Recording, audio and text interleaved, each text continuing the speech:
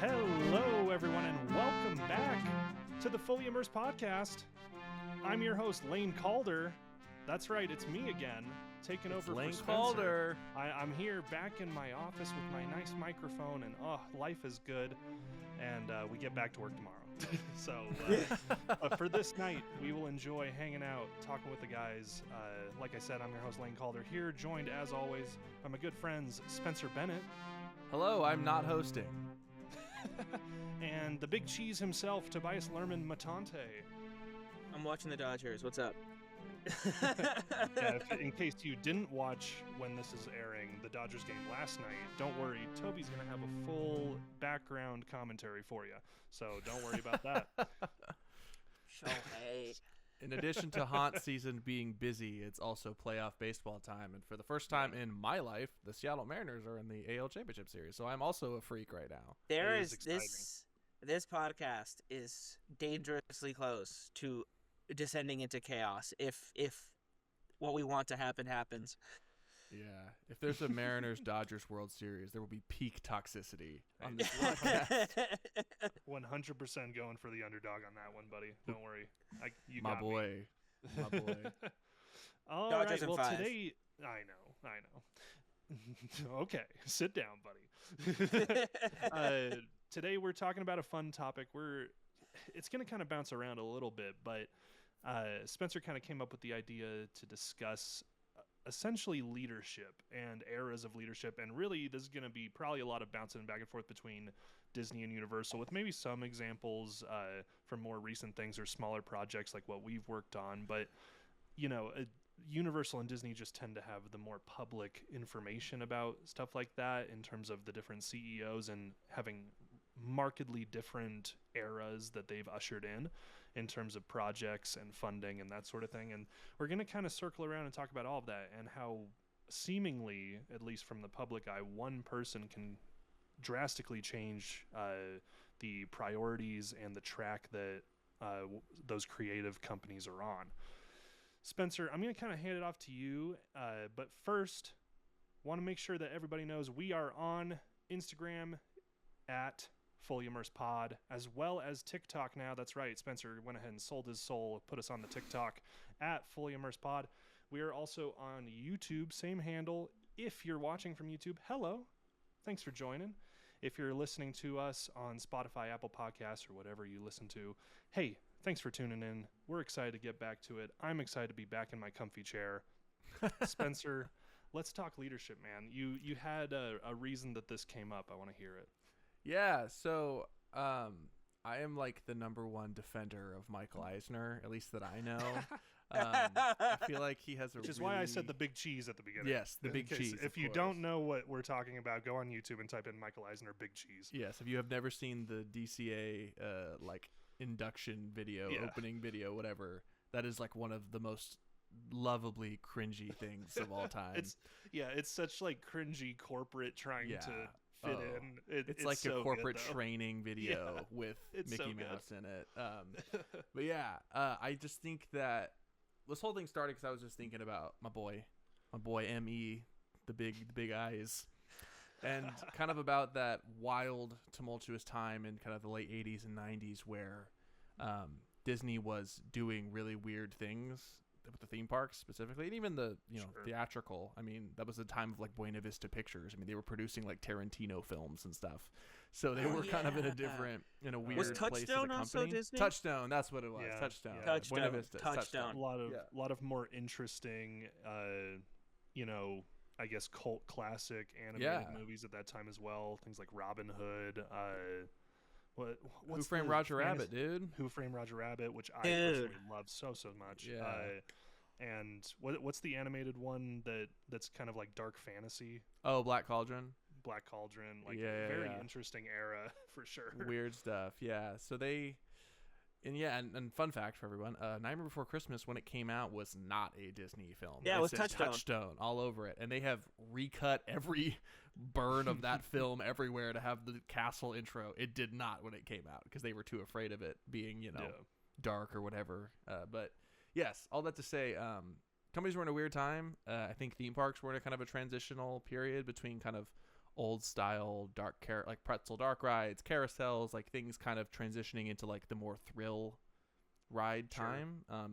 Rise of regional parks with roller coasters and whatnot affected that too. So I was thinking about, one of my favorite eras in theme parks, the 90s. And I just, compared that to today, and also like with the way we all have kind of like slowly worked into this industry, like I think, I used to think corporate leadership didn't matter, especially like, we all went to film school as well. And all you ever hear in film school is people, dishing on the studios. The studio head is an idiot, right. blah, blah, blah, But even now, like, David Zaslav is a very known figure in Hollywood for not great things, but he's making choices. I mean, we've never seen films be shelved for tax write-offs, So it does matter at the end of the day. And then I think also last week when we talked to Noah, about FastPass, but that was an interesting conversation of the line between, like, artistic integrity and consumer experience and making money.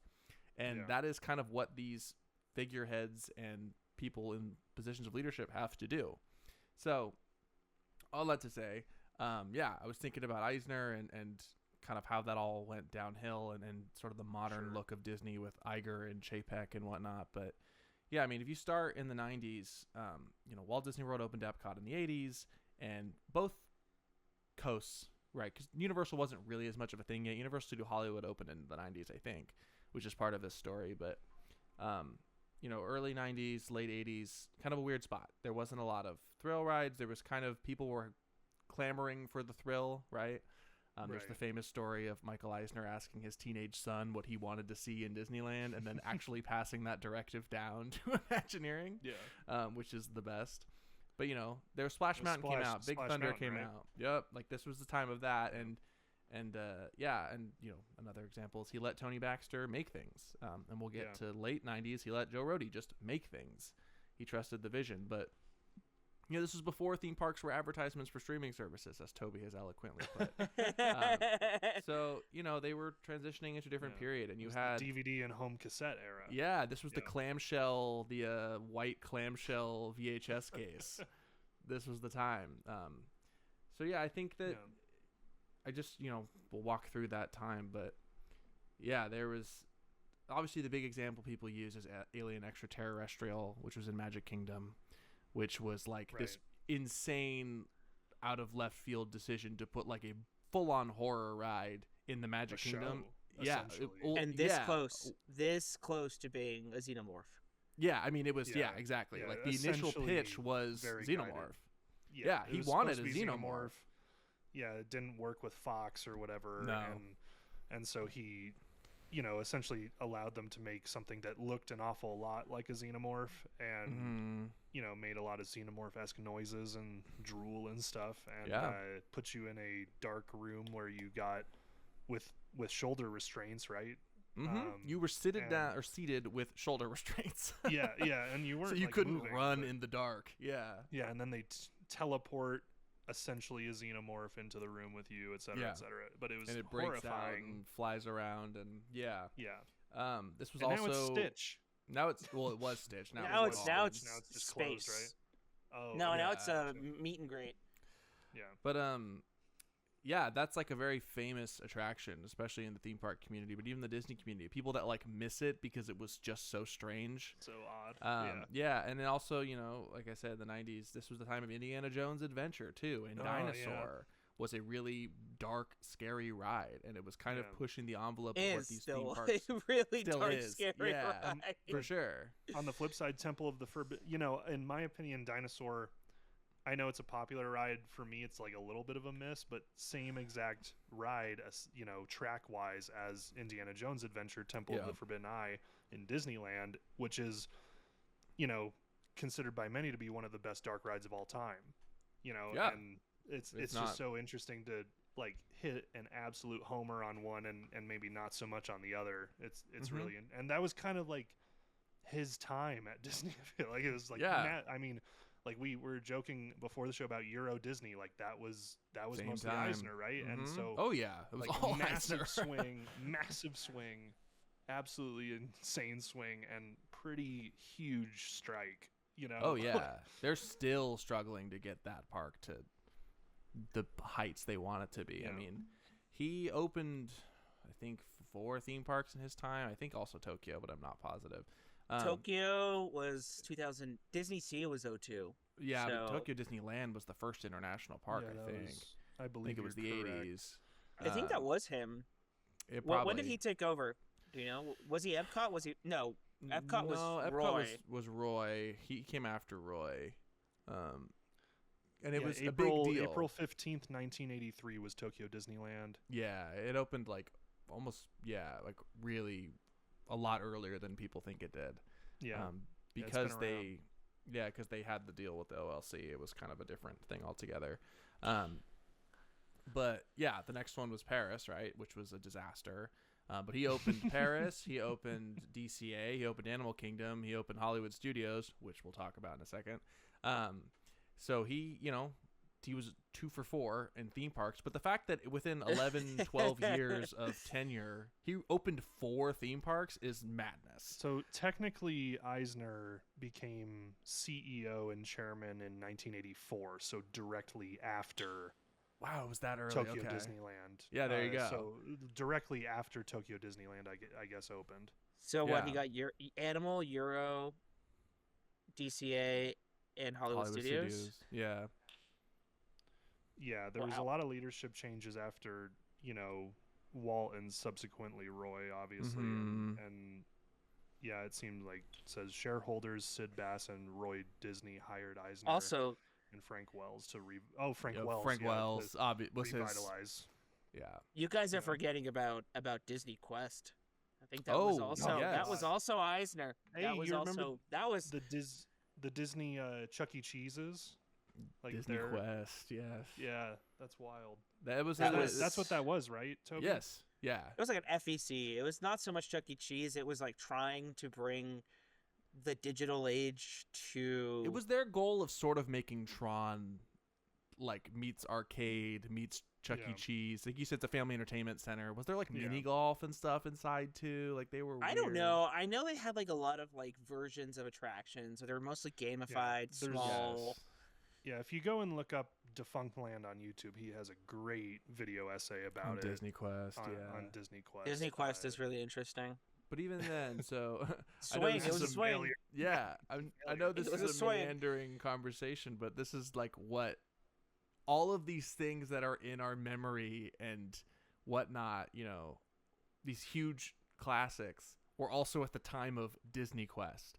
Like you were talking with Euro Disney being a giant failure. Also, the Disney Store was Eisner. Disney Store being in every mall. This like over the top themed like 90s nightmare. That was the Disney Store. But it wasn't a failure at the beginning. It was pretty successful. It's gone now, but it was successful. Now you only see it at Downtown Disney or Disney Springs or whatever. Yeah, and those are basically just like theme park merchandise at this point. Yeah, and of course the big example that we love to bag on, California Adventure. And also DisneySea in Long Beach was his plan as well. Which never materialized, but so obviously Eisner was a crazy, ambitious person who I would argue had more hits than strikeouts, but had plenty of strikeouts too. Yeah. I've always like appreciated situations like that though, or creatives that are, I mean, it's hard to call a CEO creative, like he's a businessman, but some of the stuff that he didn't work out, but a lot of the stuff he did was pretty, era defining for the company. Oh, absolutely. Some of the most popular attractions to date, like it's really wild. And so there's definitely something to be said about like risk taking there, that he, from a public view, seemingly was not afraid to fail. No. No. And I think that's changed what's a lot. important. Yeah, and that's like what that has changed a lot. And now it's like, just like Disney currently to me feels very safe. Like they're playing it so safe. And I mean I was at Disneyland recently. I was able to go and it was the first time I had been since COVID. And I know that we like bag on, I know that we love to praise and both bag on Universal for like their fast pass system and everything like that. Sure. Holy shit. The fast pass system at Disney is broken. Like it is. Yeah. Their Lightning Lane is a disaster. And honestly, like Lightning Lane has the potential to be good, but they've essentially melded two different fast pass systems, and that's what destroys it. Like they've taken the classic Disney approach of you run to the ride and get your ticket and you have a return slot, and that's when you can go down the fast pass lane. Mm-hmm. They've taken that and just made it digital, but they charge you like $35 for it. 34, 37. I think it flexes depending on day. But around there started for at $10, I think, when it started. Yeah, I remember when they first introduced it. And so the thing that I griped with for it was because when you're in the purchase flow on their website, right? You're buying your choose your date, etc. If you want a park hopper or single park, and then you get to the add-ons, which are Lightning Lane Multipass is what it's called. Lightning Lane Multipass is the name of it. Right. And your site parking. Yeah. So I was like, oh, it has some, sort of nondescript, like, choose attractions and get to the front of the line type of thing. And so I chose that. I was like, $30, that's not bad. It's way cheaper than what Universal charges for it. And then we get there, and it's not until I'm in the park checking my Disney app that I can now make, because once you're in the park with the geolocation, you can now make reservations. So I look on there, and both Rise of the Resistance and Cars Radiator Springs Racers are not accessible with Lightning Lane Multipass. You have to pay another $30 or $25. Right. There's like depending on time of day, it flexes throughout the day, but you have to pay extra to reserve the two most popular rides in the resort. Yeah. Or you can upgrade to Premium Lightning Lane Premium, which gets you one-time access into any of the rides, one time per ride, and there's no return window. So you can just do it whenever you want. So they've combined like the Universal Fast Pass system with their older, return time based Fast Pass system where you can't make another reservation until you do that ride or a couple hours pass. And having both of those active just destroys the entire thing. Yeah, and we've made a Frankenstein's monster of all of the eras. Yeah, front of the line tickets. Frankly, I would have. I know I'm going on a bit on a rant now, but frankly, fine. I would have been interested in upgrading to the premium one if I already paid for this one and it doesn't have everything I want, and it's $30 each to do the two rides that I really want to do. Yeah, let me see what the premium price is just to see. Sold out. But it's not. They don't put the premium Lightning Lane in the purchase flow of your ticket. Yeah. Like, why would they not do that? That's an opportunity to just make more money. Might have been sold out by then. Or they want to upsell it to you when you're on site, except it's sold out. And also, if anybody's thinking about going to Disneyland soon, I can't speak to Disney World, but Disneyland, it literally is like the old style Fast Pass system, except you pay for it now. So if you don't get there at like 8 a.m., if you're not there before 10 a.m., there's probably no reason to buy it. Like, because all of the time slots are going to be pushed to like 8, 9 p.m. You can game it.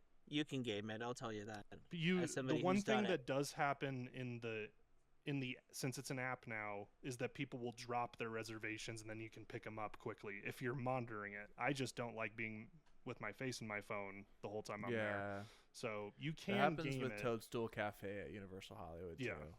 Yeah. You can game it. Yeah, it's just being refreshing your fucking thing nonstop. Exactly. And I just got tired of doing that. But anyway, it's kind of weird that they've combined all these different ideas of Fast Pass into one just to sort of go back to our thing last week. But well, it's not unrelated to what we're talking about here, because you know who rolled out the original Fast Pass model? Michael Eisner. Boom. You know what? Free. Totally free. Was about the consumer. And I think you brought up Frank Wells. Thank you. I was blanking on his name, but like the beauty of that era of Disney parks was they were able to be mavericks and take risks because they had a way to still make money. Like they were making enough money that they understood, let's push the envelope, let's change things. And they pissed a lot of people off too. This is the time when Universal rose up. There was a mass exodus of Imagineers and creatives to Universal Parks and Resorts and Universal Creative at the time, and that's why you have, Universal Studios Florida opens with similar rides to Hollywood, but kind of a lot of its own things as well. And then MGM opens as a response, and then you get Islands of Adventure, which is basically them trying to beat them to Animal Kingdom of big new theme park. Animal Kingdom opens 3 years later, so this ping pong back and forth. Was Islands like considered a success when it opened? Like, were people instantly like, this is cool? Yeah. I don't think it was as attended as it is now, obviously, and people thought of it as like Universal still was very much second fiddle. It was not like people would add on a day to go over to Universal from their Disney World trip. Not many people flying in from the Midwest would be like, we're going to Universal and not Disney. Very seldom. It was like an add-on thing. It was kind of how SeaWorld and like Busch Gardens and the other parks in Orlando sort of operate now. But, if this time was, they went over to Universal, under, I forget his name. The new guy obviously is Mark Woodbury, and it was the guy before him, Tom Williams. Yeah, Tom Williams at the time, who was also kind of a maverick, like I said. He opened Islands of Adventure. He opened Universal Studios Florida. He also was the one who introduced Wizarding World Harry Potter and started acquiring these IPs to compete, making this landscape what it is. But, I mean, I could glaze Mike Eisner for the whole episode, but... Yeah, he was the one that kind of saw that, like, Universal can play. We just have to. We can compete, right? Yeah. And so you have these two people going back and forth, and that's like when people think of like theme park nostalgia, most of it is the late '80s and '90s. Yeah. There's a whole video series from Poseidon Entertainment that's like 3 hours long called "Theme Parks Are Better in the '90s." So, and the reason is the corporate leadership was bold. Yeah, but I think it's a symptom of the era more so than just theme parks. I think that's just where the entertainment landscape is right now. I don't know if the entertainment landscape has become, how can we make the biggest return without any kind of financial risk anymore? Yes. Yeah. And how can we check as many boxes as possible with enough cushion to where no one's upset? Exactly. Right. How pleasing it is on paper to say we're just going to do the same system that we used to have, but we're going to charge people for it now. Yeah. Like that's actually what if we do a new another revenue tier? Flow that you didn't have before? But that's like I said, that's the entertainment landscape that then trickled into the theme park landscape. Yeah. If you look at the '90s from an entertainment standpoint, like we said, that is not Touchstone and whatnot. Dude, the '90s and '80s is the birth of like every major, still somehow fucking alive franchise that is going today. Totally. Like that was the era of inventive, of trying to do something new, and then we hit I wouldn't even say the 2000s. I really think it was the 2010s where shit started to hit the fan, and I think theme parks just followed suit. I mean that's the interesting thing about the 2000s, how you had Sam Raimi's Spider-Man, then you had a completely separate Fantastic Four, and obviously like a lot of that was studio divisions and everything and contracts and everything like that, and then it became once Disney had all of that under their belt, it became so much like pump out as much of that as you can, like as much as you can, But even before Disney bought everything, I mean it was just that era. It was the era where a sequel still felt special. Because even the early 2000s, I mean, fucking Christ, 2008, we got the best sequel of all time, probably. The Dark Knight. The Dark Knight, right? Which is like, and I'm sorry, I love Star Wars, I love Empire, but I think The Dark Knight is better. Well, and is they let sequel. Nolan but, just make some movies, right? There was so few directors, and he still is like one of the only directors that they will let do that. At this point, it's like him and James Gunn, weird enough, and Tarantino, obviously. So I mean, because did you even have reboots in the early 2010s? Was still a lot of it was the adaptation era. It was the Hunger Games found success, so we had every other YA dystopian. Well, it was sci-fi. Harry Potter, Twilight. You also had so the franchise was born in the 2010s. Things, like 80s shows and stuff being turned into movies, like A-Team and stuff like that. That's when like that era like was just happening. Random, but not a lot of success. Hey, this was popular. Let's just root that up. And but those didn't find success. It was really like it was the era of the YA franchise that exploded back then, and then 2020s is when we hit. Now the play it safe, go for whatever we know works. Slop. It's the slop. We're in the slop era. So So yeah, theme parks is interesting because like it's so with corporate leadership, especially with giants, right? I'm not gonna say a Six Flags or a Cedar Fair because Sure. they are not beholden to whatever the studios are doing. Universal and Sure. Disney are, so they are a lot more tied into what those have become. Yeah. Universal did not have as much of a crux of something tying it down the way that Disney did especially. I'm not gonna say right now we're still in it, but like, I mean, well, we can talk about the bad leadership. We can talk about JPEG in a sec. We can just get into it now. But And I mean, that was yeah. they were beholden to the studio. Just spent billions of dollars buying the entertainment landscape, right? Yeah. They bought Marvel. They bought Star Wars. They just spent a fuck ton of money on this. Fuck, dude. They just spent Dodger alert. Dodger game alert, everyone. No, just a really good hit that they caught. I'm waiting for like my ESPN app to like boot something to me at the same time that you react to something. Yeah. But it was this era where I guess especially on Disney, they were beholden to that, and then they became shackled to Disney Plus and having to find a way to make that dumpster fire work. So, also, I'm not sure if you heard that. I mean, Hulu's shutting down. Yeah, they're just going to become a button in Disney Plus. Yeah, which is interesting. They're shutting the app down. Which I mean, I knew that it was going to go that way because they bought all the shares. Everything. Yeah. Right. Well, and you can access everything that's on Hulu on Disney Plus already, as well as ESPN. It just has like a little Hulu logo. Yeah. On the bottom. So like honestly, I haven't used the Hulu app itself in probably a few months because I use Hulu all the time. Well, no, I only use it because it's on my TV. It has a button on my remote. I think Hulu is the one that still maintains the adult content. All the Alien, all the Predator stuff. No, I watched Alien Romulus on Disney Plus. So Disney Plus is now taking. No, it has. It just has a little Hulu logo, like on the bottom. It's like that was their shield. That was their shield. Right. It was their touchstone. And then they're just like, fuck it. Yeah. So I don't know if it's adult code or something to watch it. Yeah. I don't think it's just a theme park thing. I think it's just Disney became beholden to what the studio became at large, and that is where it warped into what we see it now, which is the parks are extensions slaves. of the studio. They're slaves to the studios. Like they're slaves to whatever the studio wants to do. Yeah. And that has been the detriment of it. Universal never really quite had that. Universal had the library to choose from.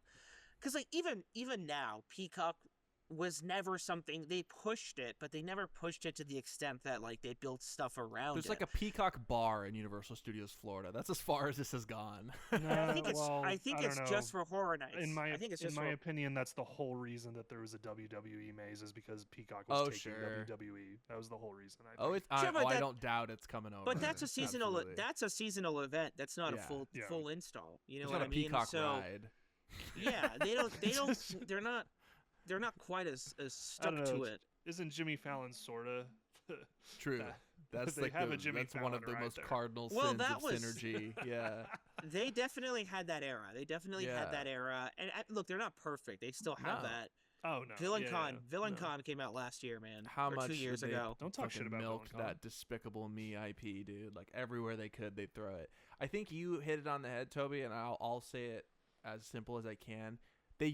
Theme parks used to be a separate division of the company that, yes, the corporate leadership oversaw, but they understood they were their own thing. This is why the 80s and 90s and early 2000s, every classic attraction we ever refer to is from then. How many modern classic attractions, besides like a Forbidden Journey, which is sort of still this sloppy thing we're referring to in modern day, but just done exceptionally well. Also Dark Universe. I mean, Pandora, like this is like exceptionally well done, but still with like not great intentions. It's something you can see so easily in terms of like eras, like we've been talking about, like in the 80s, like I think right after it was like mid 80s, I want to say, like right after Eisner, like that's when Captain EO came out. Yeah, like was in Disneyland in the theater at Disneyland, and now now they just show mostly like extended previews of Marvel and Marvel stuff for the most part. Like, I mean, I remember in like 2014, Spencer and I were there and we saw the 4D extended preview, like the first 5 minutes of Guardians of the Galaxy, you know, and like but it became that and they used to do Captain EO, which was such an absurdist, like, original thing, you know? It was like just a music video, basically, that Michael Jackson, like, directed, I think. He, like, just wanted... Oh, wasn't George Lucas involved, too? I think, there was some big people involved partnership with Lucas which is that they wanted really to push. Well, but yeah, even I think then, it was around the same they time let George Lucas make it ride. Yeah, they did. Yeah. Because they wanted Star Tours, but also Epcot. Star Tours was that early 2000s? No, it was 90s. No, that was 80s. It was the late 80s? 80s. It was before Indiana Jones, Yeah. I'm probably thinking about, like, the first big refurb.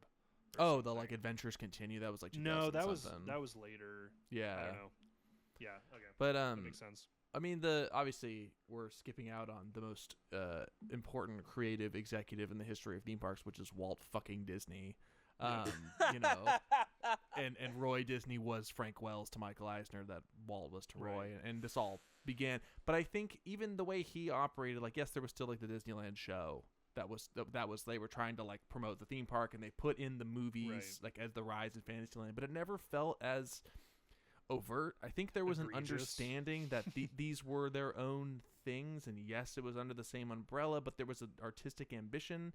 And you know, we already have talked about Eisner, but I think he's also understood that and was still trying to kind of create their own thing. Obviously, you know, we've talked about Thunder, Splash, like letting these Imagineers tell stories, and new theme parks that were not just like IP land. Like we all love Epic Universe, but like at a certain point, you can boil it down to its 4 IP lands. Yeah. Well, and at the time, I think that you can say, you know, in 1955, it's not like they had all of the IPs that they do now. Obviously. No, not at all. But like really, the majority of the IP, if not all of it, was Fantasyland, where he had like this, you know, Peter Pan and Snow White rides and stuff. But you know, Jungle Cruise and Tiki Room and Journey to Outer Space, whatever it was called. Journey through liquid space or something it was called. Yeah. It was weird. Journey through Inner Space. Inner space, that's what it was. Yeah, like all of those were completely original concepts, you know? Yeah. And those were just his like so niche interests, man. Said about it. Yeah. Those were just what, Toby? His niche interests that he just they were just like a guy's interest. And I think that but it was effective, right? You didn't need to beholden it to how can we make more money in the studio division by using the theme parks, or vice versa. You know, like let's just talk about the modern transition of when the thought process shifted, in my opinion, and when corporate leadership has gone off the deep end, and why I think it mattered that you had good corporate leadership is Bob Iger, right?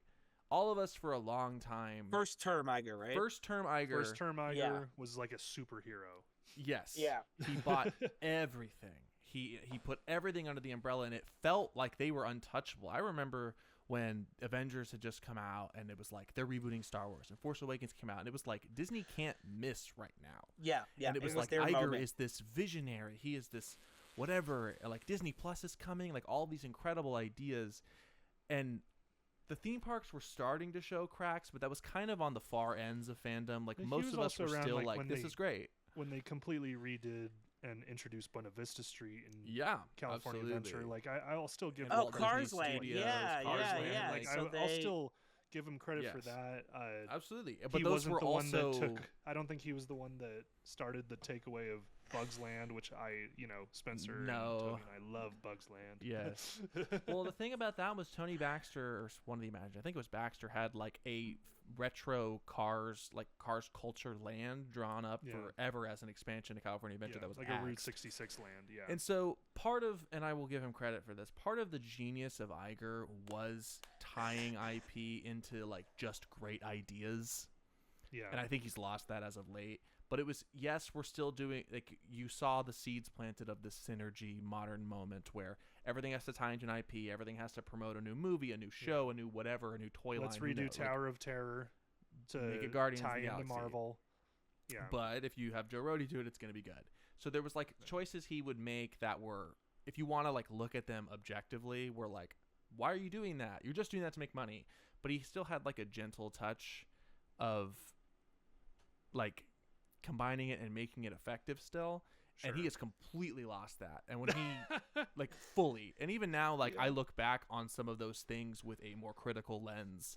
OG FastPass system still existed. Still existed. Yeah. You had like the bus system at Disney World, which was incredible, picking up in the airport. Oh that was an Eisner thing. the Magic the Express. Magic Express. There was a valuing of the consumer. This is why I thought of this take, because last week we had such an interesting conversation with Noah of like, they don't care about you anymore as a consumer. It's all about like robbing you.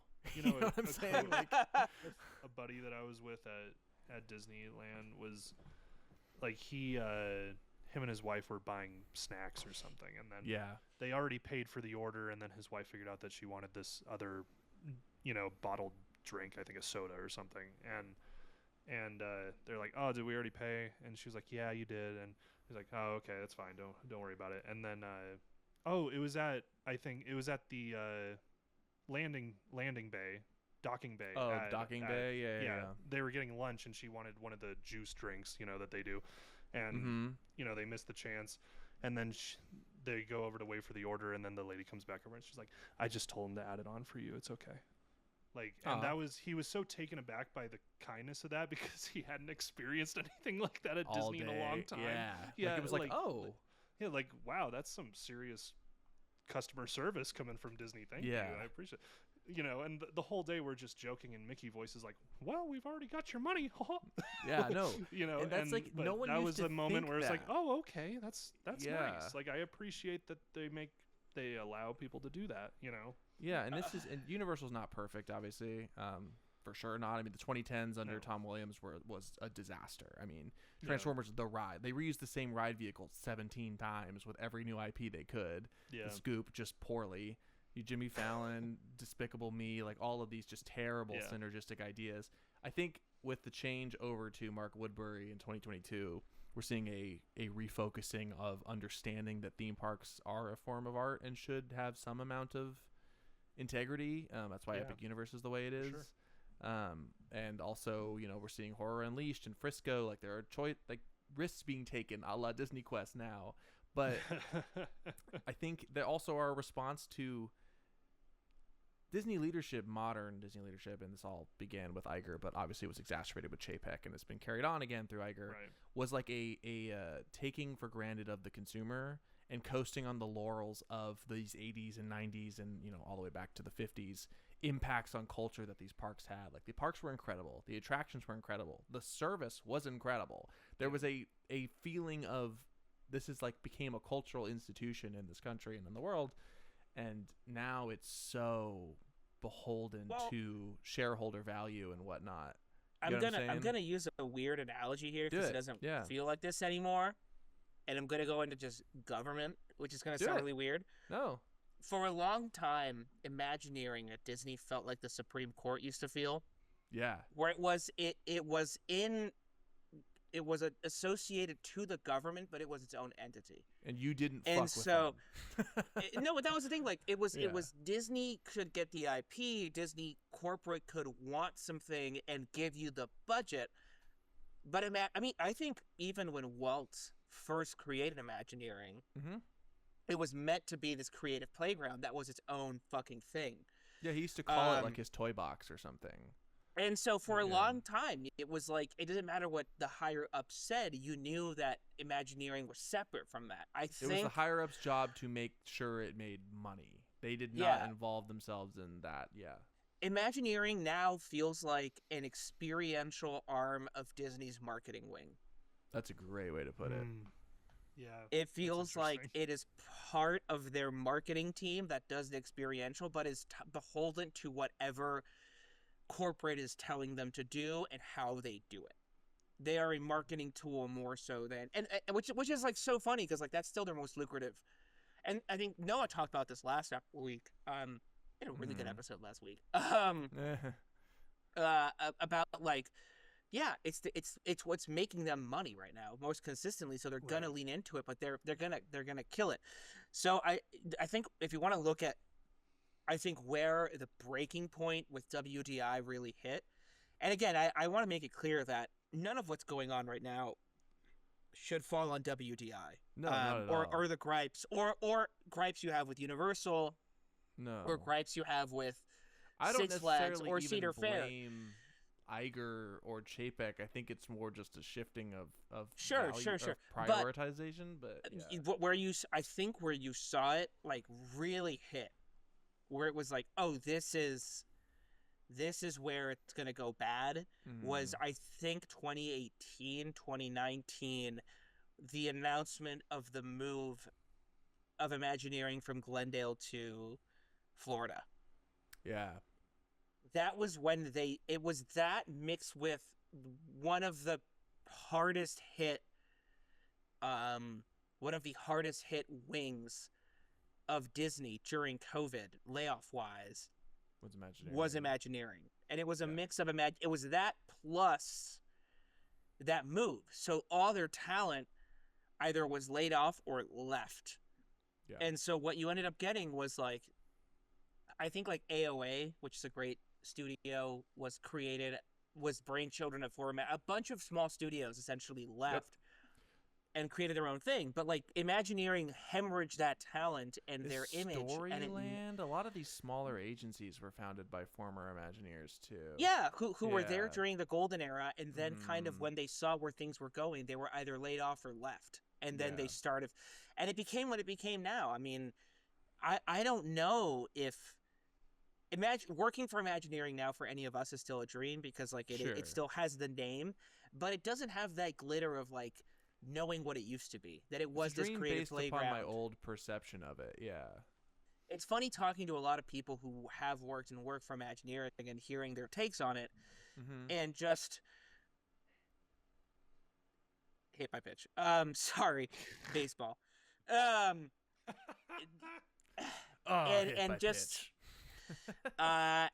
you're just seeing like I'm not going to air anybody's dirty laundry, but the one thing that strikes me is how structured they said it feels, the lack of freedom and mobility that seems to be there right now as a company. So I don't know. It just, for me, it feels like that Disney's tentacle just found a way to seep into Imagineering, and you kind of, I mean, going back full circle to my analogy earlier, once the Supreme Court is compromised, you're fucked. Once Imagineering is compromised, you're fucked.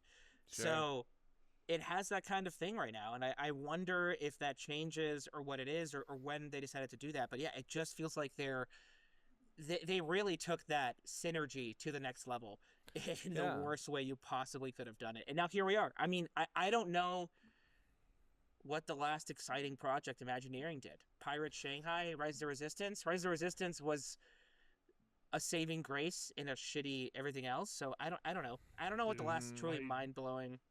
Going there, like, after being to Epic Universe, to Galaxy's Edge, really makes you realize how much of Galaxy's Edge is just plants and rocks. Do you know what I mean? Sure. Like walking in merchandise stalls. There's a really long, and I love Galaxy's Edge. I really do. Sure, of course. It's an awesome land, but if you're walking that exterior path of it that kind of goes around the merch stalls, you know how like the right side of what you're, depending on which way you're walking, the side that isn't the merch area, is totally just like, some light posts and themed rocks and plants. And then if you turn around and go back towards Rise of the Resistance, that long walkway between the bazaar and Rise of the Resistance is like just plants and rocks. Isn't there like a ship? Until you get to those two ships that are across from the entrance to Rise of the Resistance. Okay. But until then, it's just like a walkway of plants. Yeah. It's kind of wild. And compared to like Epic Universe, where you're just like, I can't, like standing there's so much detail. Yeah, standing in any of those lands, there's just stuff to look at wherever you go, and I was like, man, I've never really noticed that before. I never minded that. I think in Disneyland it's less egregious because there's that natural transition from Frontierland or wherever that it kind of lets some room to breathe. Yeah, it gives it room to breathe. So I'm actually not going to knock it for that. I'll be like, yeah, I actually kind of like that on my end. That's a personal take. I don't know. I do want to also kind of shift away from Disney Universal and talk about some smaller parks, and we can talk about leadership. Sure. Because I think we started talking about Knott's a little bit earlier. Yeah. And I mean, so a park that to this day, by the way, is fantastic and has found even past its weird Cedar Fair coaster era, has kind of found its roots again. And I'll let you go back into this. Very brilliant Spence. Yeah. And, also considered by many to be the best bang for your buck in terms of theme parks in Southern California. Sure. You know. Yeah, I mean, I went to college at Chapman in Orange County. Obviously, you can feel the presence of both Disney and Knott's on most things in Orange, and Anaheim and Buena Park are all kind of next to each other. So you sort of feel that impact of these, legacy families and whatnot. I mean, the film studio at Chapman is called the Marion Knott Studios, which was Walter and Cordelia's daughter. And she just donated a ton of money. But I wrote papers on the leadership of Walter and Cordelia Knott. And, before anyone says anything, yes, they weren't perfect people. Walter Knott was a Reagan guy. Like, fine, we'll leave it alone. It's irrelevant to the conversation. But they huge swings. I mean, the history of the Halloween Haunt is obviously one of our all three of our favorite events, of all time, probably second or first favorite. Not Scary Farm started as like a kind of weird decision idea from one of the kids, and the dad was just like, you know what, go for it.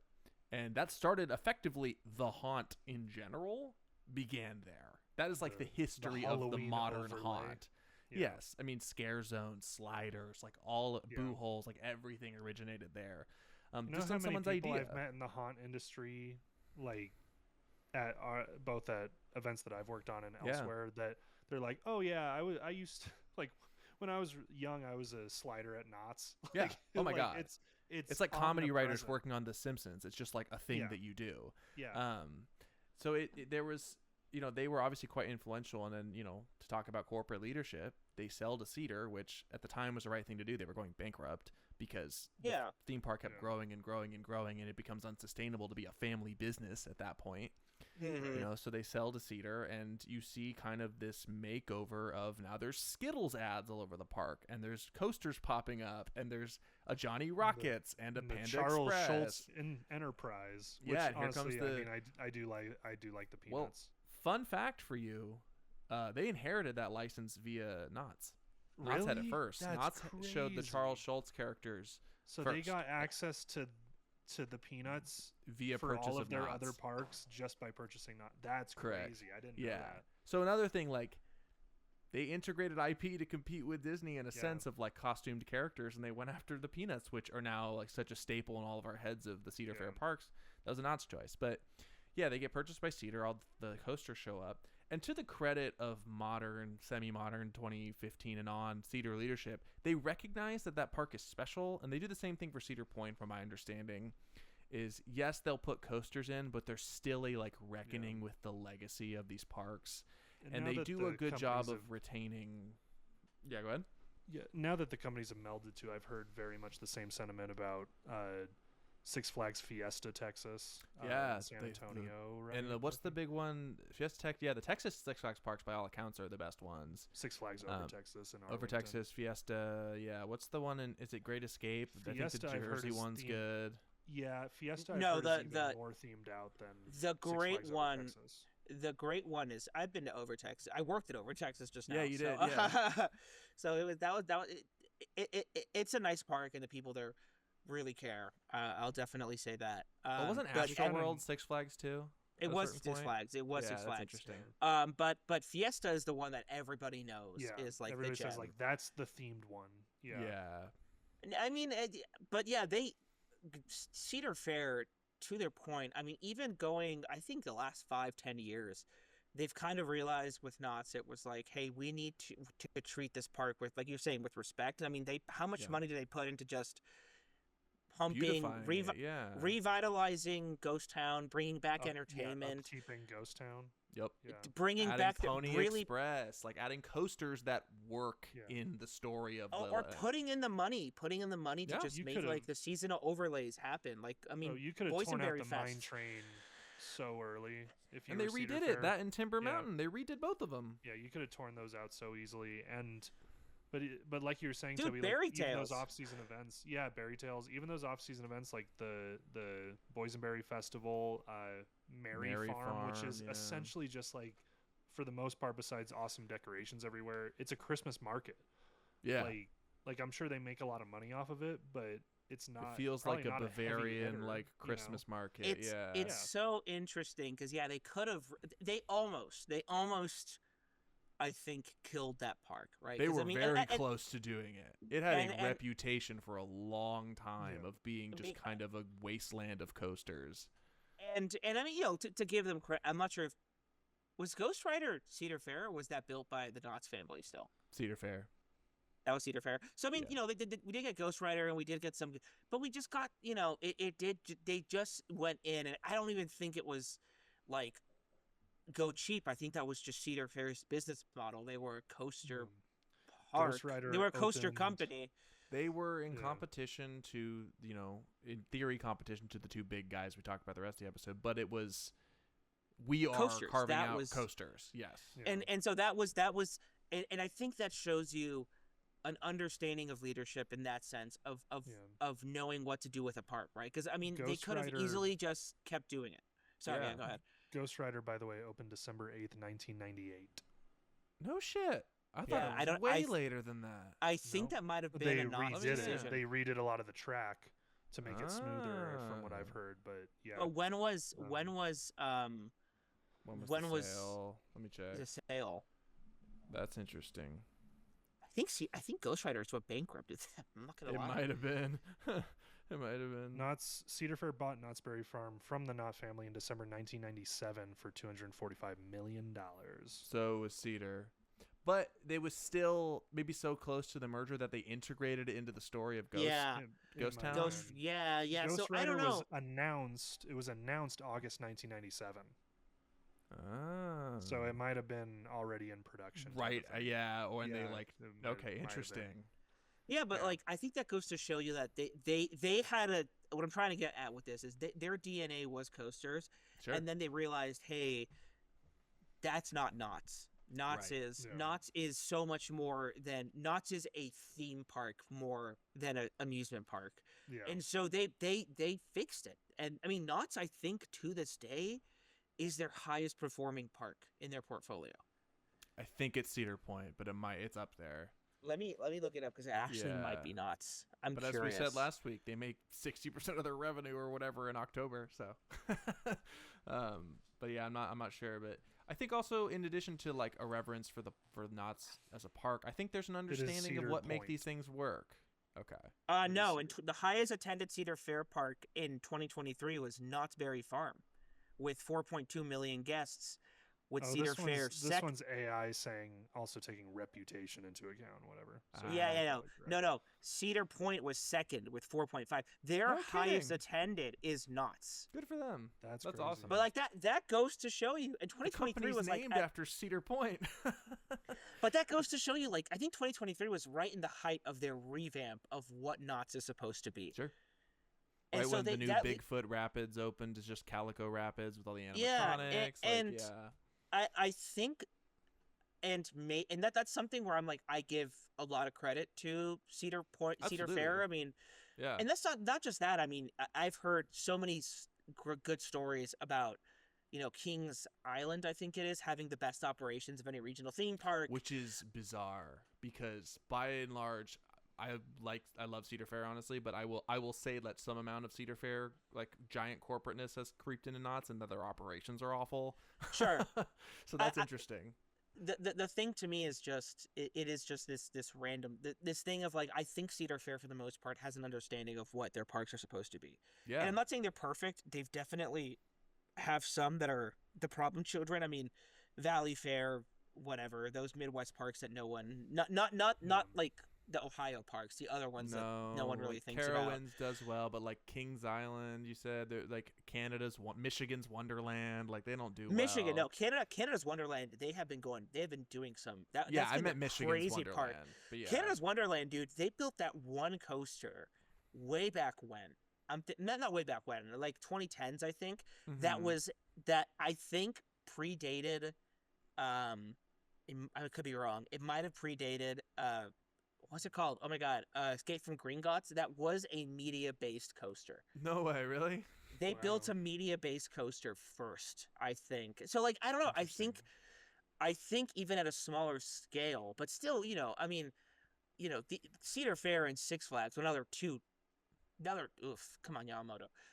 Now they're one company, but they at the same time they have no backup. Their revenue is just there is theme no parks. studio to fall back It's on. parks. Yeah, Exactly. They are a theme park company through and through. So they have to be very careful. And you make a misstep.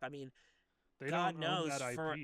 Like the IP that they use in DC and no, that's licensed from WB. Peanuts, Yeah, like that's all licensed stuff. They don't own So that. I don't know. I think there is something to be said about leadership on that end. And the other thing For I want sure. to talk about, without naming names, because I know you have a tight deadline, Lane, but I want to get to this, is just all of us have seen what leadership can do in our own experiences, and Sure. how much you can be stifled by bad heads and bad leadership, and how much you can try to do something good and not be able to. Sure. I'm just saying, like, and that's something we've all experienced on a much smaller scale throughout of our careers. There are times when you have some of the best creatives, and this is not just one company, this is throughout my career. I've seen this happen, where I have worked with some of the best creatives I've ever met, and really good producers and really good art directors, but the head refuses to do anything about it or change their ways, and it will sink the company or lead to those mistakes. Yeah. So Totally. and I don't know if I'm okay talking about this now, but I don't know if you want to talk about it. You're a good person to speak to about it, because you as well, like, unlike Spencer and I, you've worked at companies that you have watched literally go downhill and become bankrupt and things like that. So I think that's an interesting perspective as well. You see it. You see it. Dude, like, I'm always surprised in terms of like good leadership. Like I will say that some of the most creative people I've ever met in my career since I've started doing this are people that are not in a creative department. Like, a lot of the people that I consider like brilliant creatives are like heads of some other department, or work in operations, because like people always say like creative comes up with this and that, and that's their event that they've built, or their land that they've built, and yes and no. Yes and no. But like operations, that's a lot of fucking creativity that has to go into it. To come up with how to arrange a queue so that it's themed, but also doesn't make people feel like they're not going anywhere, and like, as even simple shit like that, like crowd flow, and it's not simple. Like, but or how many employees to put where to like mitigate any guest issues, guest flow. Like, there's a lot to this for sure. And it's a collaboration type of thing. And I will like some of those creative people that I've met, some of the people I think are the smartest people I've ever met, or most creative people I've ever met, are from different sides of things that are not like, you're in charge of writing the script for this ride. Sure. It's really or the show. Yeah, one of the cooler parts of what I've noticed throughout my career. I will say, one of the best parts about working with, on the project that at least I worked on with Six Flags, and I think this is overall the good and the bad, is I think leadership starts to fall apart when leadership thinks they know better than the people they hire. I was just thinking about, as you were saying, right? Yeah. Right? When you're like, well, because you do also have a lot of CEOs or a lot of heads, executives, who are repressed creatives. Yeah. And that's so it's big. It's a huge thing. And those people will, they are paying these, very talented people a lot of money to do their jobs, and then they think they know better, and they dive into that. When I was working with Six Flags in Over Texas, we were a vendor, but like the trust and the resources that Six Flags gave us, right? Or at least the people we dealt with. We were specifically on the entertainment side. That's why I think we delivered what we delivered. I can say, like, I think it did very well, and I'm not taking the creative credit. I was just on the production side. Yeah. Right. But there was that level of trust of, what do you need? Right? Hey, I think this would look better. This might cost an extra $10,000, but I think it would take it to the next level. You know what? Sure. that's approved. Like there, and I've been seeing that of like some of these companies being like, I've seen that too, where it's like, hey, when the executives listen to the creatives and are like, I can afford to spend an extra percentage of the budget, right? If it's like you say $10,000 is a lot of money, but if you have $1 million budget or whatever, $200,000-$300,000 budget, 10,000 is not the end of the world. Yeah. But it makes that experience 10% better, or is the missing piece, and they listen to them. It's great. But then you have the other ones who, just are like, hey, I know better. Right. You guys spent months working on this. You spent how much money and resources on this? I don't like it. I don't trust your creative. I'm going to do what I want to do. And I think that's a lot of what Disney's going through right now. I think it's a lot of what that's a good app for specifically Chapek, and now to an extent Iger, of like not trusting, hey, we need a new ride in blank park, not trusting what they deliver, but more of like, how about you use Spider-Man? How about it's like this technology we already have and you do this to it? Meddling, like studio notes in Hollywood. Oh, for sure. Yeah, it trickles down because you feel it. You get, when you're working in that environment, your work feels completely fruitless. It feels exhausting. Totally. You're like, I spent so much time and energy, and I'm not trusted, so why am I here? Versus like, hey, they trust me. I can take a swing, and I know they're going to have my back. Totally. And that's how you get a better thing. If it doesn't go well, they'll take the fall because they greenlit it, right? It's the same way with like how studio executives, they say in Hollywood that, this is an expression that maybe people are familiar with, but if not, here's an expression for you. The script is written 3 times, right? There's like the treatment, pre-production, there's the actual script, there's the pre-production script, there's the shooting of the film where improv happens, whatever, and then there's the edit, which is you're rewriting the movie again, essentially. The same thing happens with themed entertainment and theme parks, right? Like you have your visualization, your concept art, your layout, whatever, but there's always snags. And as you said, Lane, pretty eloquently, like some of the most clever, creative people are the people that on the fly have to make calls. And there's not trust from leadership there. Some of the smartest, most clever people I've ever met work in trade shows that have just like had like clever fixes to structural issues or whatnot. Have a background in construction. Like there it has to be a palpable trust from leadership to the creatives, right? Which we all aspire to work in to move up the ladder of being like high level creative. Right now, we're all working in production in some capacity. To the actual production, to the like marketing and the edit, so to speak, of the third time around of like, what is the show now? What is this attraction now? What does it become organically through clever people working together, So I'll say the most like empowered I've felt in my career is when like, you do have to make, especially when you're in production or operations, like we are, I'm much more operations usually, but like in terms of stuff like that, like when there's thousands of people barreling down on your event and something isn't operating correctly, sometimes you just got to make a fucking call. Yeah, and you just have. There's no time. And then after to the fact, you it. can say, make a call. You know what? I don't know if that was the right call, but it was a call. And my leadership trusts me to make a call. Right. Oh, yeah, that was a great call. I've been in situations before where they I talked to higher up folks later on, and they're like, well, that was an interesting call, but hey, something had to be done, and nobody else was able to, be there or hell at that time or whatever the situation might have been. Like it was on you to make a call, and you know what, you made a call, so like I'm happy with that. And let me like that's ask some of the you a most quick trusted question. you can feel in this industry that we work in, is even if you feel like after the fact you're not sure if that was the right decision to make, and people can say maybe it wasn't, maybe it was. I don't know, like something had to be done and you did something. So right. Let me ask you a question. You can ask for. Yeah. If you have a boss that or leadership is vindictive or is a certain way, would you be able to make that call? Would not you with not confidence? freeze? No. Right? Yeah. No, I mean, you're almost like, I'd rather nothing happen and not get in trouble, not break the protocol, not lose my job. Exactly. Then make the call, for and sure. then then it's damage. I mean, it's a matter of security, right? Like, and how you feel, and if you feel like you're trusted to make a decision like that, management, like you'll be put in a situation, and you tend to have a feeling, and this is kind of for any career, I feel like any industry for the most part, like when your management trusts you and when they don't, right?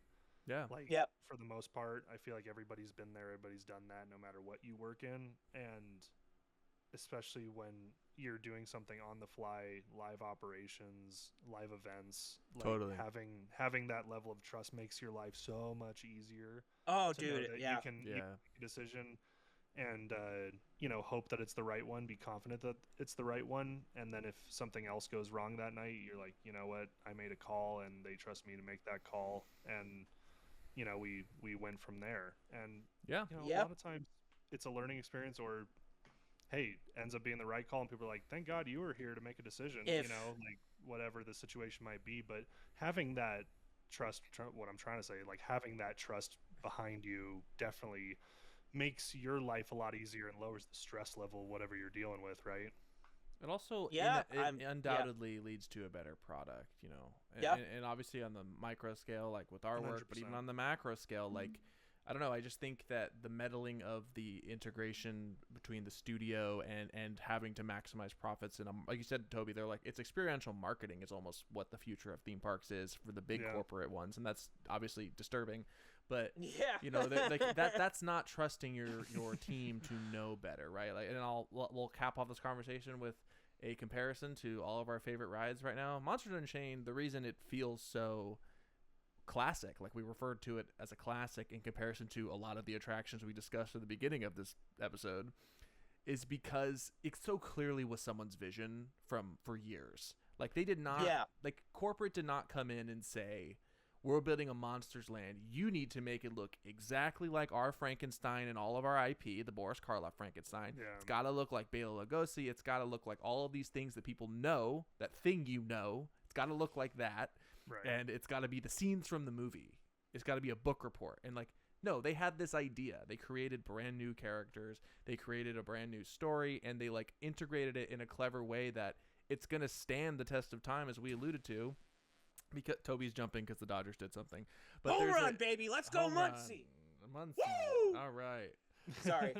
No, you're good. But all that to say, there was certainly a trust in the creative team there of like, is this the best thing we should do? This is what we should do. Let's do it. And like things shifted. Lane, as you talked about, you got some insider information that there was supposed to be a show there, and the funding didn't work out and whatever, and they pivoted to a roller coaster. Like the things change on the fly. Oh, they were building a massive fucking park in the middle of a pandemic. So like things change. Yeah, things are going to change. Funding's certainly going to change. They're not bringing in the same capital that they were before COVID. And the shareholders might be like, actually, we're down this quarter. We want this thing. And it's like, so it's like, I'm sure that even more so than what I've heard rumors of, I'm sure that there's been a lot more than what we can tell. Absolutely. Oh, I'm sure. Especially, Tons. But the reason that feels like a classic and still produce a good product at the end speaks to the level of creativity and wherewithal and trust that was involved with that project. Yeah, and not just to endlessly glaze Universal in that department. I mean, Guardians is a success. That roller coaster is very good. But did it come from a place of creative vision? I think certainly not. But there's so much talent in the roster of WDI. You've got James, and you've got James Gunn. Right. So these things will work out, but it's important to trust your creatives. It's also like, I think a good leader does have trust, but also can have vision. Like you said, like creative leadership isn't always a bad thing. Studio notes aren't always a bad thing. Some studio notes save a movie, like, for sure. There's a balance to this. But trust. It's just trust. Yeah. You're paying this person. You're paying a person to do their job. Let them do it. If they fuck up, okay, sure. I get that. And everyone falls on the sword. It happens. Yeah, it happens. Yeah. That's creative. Michael Eisner. He fell on the sword. He got pushed out by the whole family. Yeah, the whole Disney family hated him at the end because he was just a madman. But think about all the classic rides that sweet baby cheese brought to the world. All right, that was it. Bring it back around. All right, do we want to go to cool things? Yeah, let's do fun shit. What did you guys do this week? Can I start with something that's dumb, but I think Spence, go for 100%. it. On our earliest episodes, I talked about how I think there's a fun future of retail, with like kind of like installations and experiential stuff. I've been to so many Spirit Halloweens this month. Everyone has like a fun little like subway station walkthrough haunt in the middle of the store. Wait, I saw the one at Mall of America. Yeah, it's like a New York. It's a New York themed subway station. groundbreaking, but it is like a little installation, and the animatronics like pop out like a haunt, and there's little like dangly things you walk through, and like how fun. Like, how fun. And it you can see like the $300 animatronics that collectors buy like in action. You're like, oh, that's fun. Like it reminded me of like a little backyard haunt but in a store, and I just think that's fun and clever, and I don't know, I like it. I like things like that. I haven't been to a Spirit in a hot sec. That's a fun idea. And I think they do have someone like design their little show scene every year. I think I saw a blurb about it. Like someone was like, "This year we're doing a subway, and there's gonna be big rats and blah blah blah." And like it's fun. Rats. They have a little clever like how people used to do like window shopping, like window installations. A similar thing in Halloween store. How fun. Anyway, that's what I saw. That's cool. Yeah, Toby. Yeah. Oh, I have two. I went to the Aquarium of the Pacific for the first time in like 10 years. Oh, that's a fun aquarium, yeah. Dude, it has not changed. It has not changed, mostly. Did you do the bird thing? I remember the birds flying on me. Yeah, they're cute. I like lorikeets. Yeah. And they added this big old expensive wing that is just a theater. It's a cool theater, but it's just a theater. So, yeah. It's they like it's a wraparound screen. Oh, is it like a circle vision? It's like not quite 360, 180 okay. With like a really cool set piece in the middle. But then what we watched didn't utilize that at all. It was just some movie about the aquarium. Sure. So I mean, it's a fun aquarium. Of all the ones I've been to, I think it's one of the weaker ones, which is kind of crazy, considering that it's Los Angeles and like I would expect us to have a bit better aquarium. I don't know. I've just been to so many cool aquariums. I mean, Monterey Bay is 4 hours away. Yeah. I haven't been to Monterey Bay. Actually. Are you kidding me? Oh, no. Dude, it's the best aquarium ever. No, Disneyland. I don't know, man. You've been to the Georgia one though, haven't you? Georgia, yeah, Georgia. I've been to Georgia twice, and that one is like that is one of the coolest. Monterey Bay's so historic though. It's like, as Lane just said, it's like the Disneyland of aquariums. It's built into like old Cannery Row. It's like a funny like looking building. There's a lot of fun stuff to it. Yeah, I want to check it out. You have to. It's 4 hours. I might as well just go. Send it. Yeah. And then the other thing I did was Haunted Hayride. Oh yeah, you went to Haunted Hayride. Thank you, Lane. Yeah. Much better. So much better than I'm going next this weekend. How's the Elvira stuff? Dude, the Elvira house is fun as fuck. There is one thing that I don't know how you guys got away with that. No spoilers. It's not a spoiler, but Lane, how did they just say, yeah, that's greenlit? Honestly, she's just really cool, man. Like Cassandra,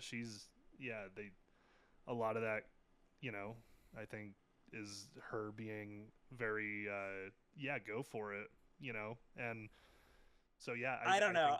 She was pretty supportive of a lot of the stuff. I think you know what I'm talking about, but I remember walking through that one section and I was like, they did not just do this. Yeah. And yeah, they did. Yes, they did. I feel like I have an idea based upon the character of Elvira, but I'm just not gonna. Oh no, but it's they did exactly what you think they did. Yeah, okay. Exactly what you think, and I'm like, good shit. It was a really fun like house. It's similar layout to what I did before, but it just felt a lot more Elvira. The hayride itself is so much better than what we did that first time. It feels a lot more like the original hayride that I did before I think you guys took over. And like there were show scenes, there were a good amount of actors, they were fun. Yeah, it was and then dude, what's his name? He's fucking awesome. Monty Revolta, dude, that guy I didn't know it was one dude. Man, that show is so fun. I thought you were about to say Nickel Smart, and I was like, "Oh, my boy, Nickel Smart." He is so fun. He is such a fun dude. Yeah. Oh, he's a little stage show. I remember that. He's honestly a great performer. Yeah. He's a great performer, and yeah. People love him. I mean, yeah, people really show up, and he's got his own merch line. Does he really? He's become a popular guy. Yeah. Yeah. No. He is. I was just hooting and hollering because I'm like, he's so funny. He is hooting and hollering. I was having a good time. Also, good job on the putting facades up for the food booths. Yeah, was that you? That It was, I believe, a collaborative effort. Much better. Looks great. Looks much better. That's So great. yeah, I don't know. I was just like, and big fucking 10 points. The shuttle system that there is now. The parking lot. From the zoo park, so just painless. Like I parked, there was a shuttle there. I got there early because I was afraid. I've done so many haunts in my life. I know they're always a shit show. I had done this beforehand. It was always a nightmare to park, and I was like, oh my god, I just parked my car at the zoo. I got on the shuttle. It didn't cost me a dime, and I got there and got back in 2 seconds. It was perfect. There you go. No, I'm actually really happy to hear that. That's awesome. No, it's operations are important, people. Operations are important. No, you don't ever want people showing up mad because it took them an hour to get there from the parking lot. Just that shuttle. Like when I was like, oh, this just made it so much better. Yeah, you don't ever want people to be like, it took us an hour to get to the event from the parking lot. I mean, that happens to me. It took us an hour. Oh man, we really want to leave, but it's gonna take us an hour to get back to our car. Yeah. You know, dude. And I mean, like that Spencer, happens... you went through that with the Rose Bowl, right? Like recently. Oh goodness. Like you said that it took Eric, our buddy, like 2 hours to get to his car or something. Longer. Yeah, it was ridiculous. Oh my god. Yeah, so that's so bad. I am so pleased to hear that, especially in the city of Los Angeles, Toby. Yeah. No, yeah, much. I mean, I've done horror nights here. I've done knots. They both, like, if you don't get there really early, you are fucked. Yeah. Also, Disneyland. You've done Disney. You just did Disneyland. That parking lot. Holy hell! If you get there at a bad time, you're gonna be in that line trying to pay for parking for like 30 minutes. For like 30 minutes. So this was such a breath of fresh air. Being like, oh my god, holy crap! I just parked. I got on the shuttle. I'm there. Done. So yeah. That's anyway. Great, dude. I'm so much glad better. To hear you much guys better. Have a blast. That's awesome. Yeah. And Allie loves Elvira, so. Gotta love it. Yeah. Did you guys do the carousel? The Elvira carousel?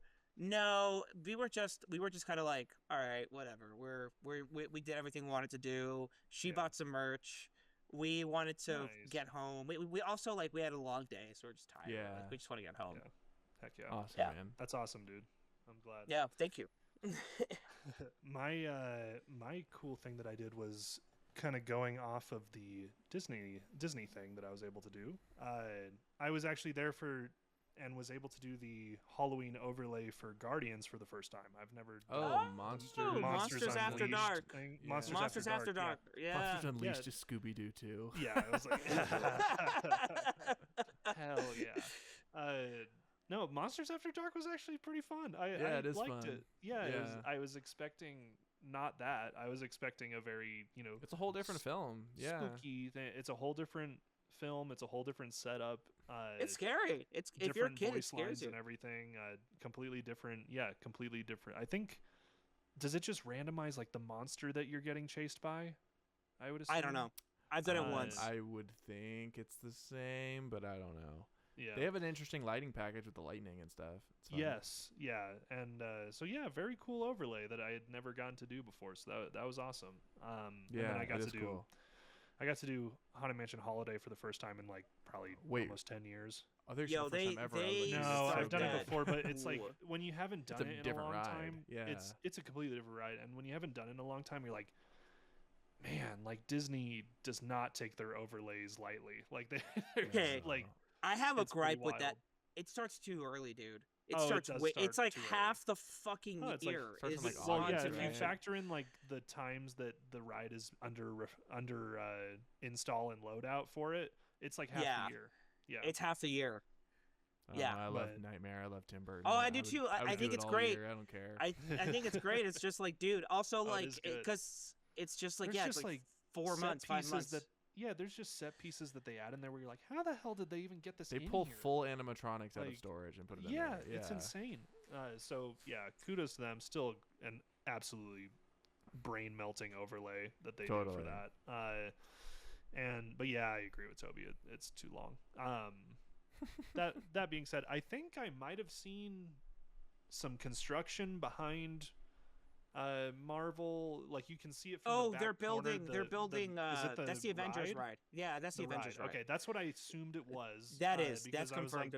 I see them building the skeleton of what appears to be some sort of show building. It's a ride. It's the ride. You can see it from the Mater's Junkyard Jamboree there.